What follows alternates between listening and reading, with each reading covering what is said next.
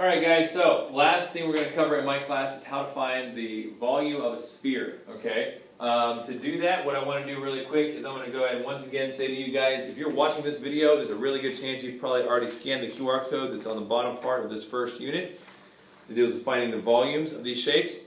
And so what's going to happen is, like I said, we're going to go through how to find the volume of the sphere that's in this activity.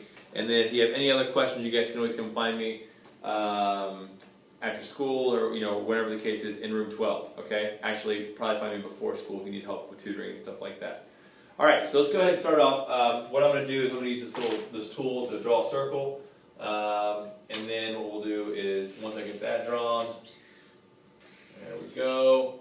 We'll show you guys how to find the volume of this thing. So there's my center point, there is my radius, and then what I'm going to do is I'm just going to draw kind of like one of these things to represent the sphere, okay? So this sphere, in this case, we're going to look at the example that's in your page, so we're going to say that this sphere has a radius of 6 meters, okay? Now, my formula for the volume of a sphere looks like this. Volume equals volume equals 4/3 times pi times my radius cubed.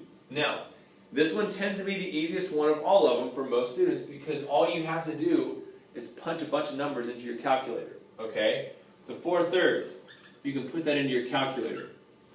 The pi, if you want to use the symbol, you can. If you want to just put 3.14, you can, 0.14.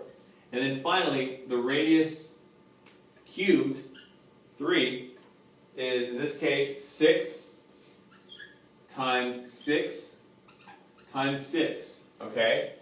If I multiply 4/3 times 3.14 times 6 times 6 times 6, I'm going to get an answer of 902.06 meters cubed, okay? And once again, what that means is if I have a bunch of little tiny cubes that look like this that are 1 meter by 1 meter by 1 meter, I would need 902.6 of these to completely fill that sphere, okay?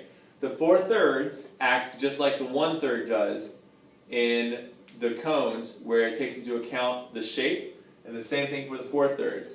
Obviously, the bottom part of a sphere holds less than the middle part of it, and then the top part also holds less. The most is being held is in the middle, okay? So, if you have any questions, like I said, you guys can always come find me. I'll be around. You guys know where to find me in room 12. Thanks, guys.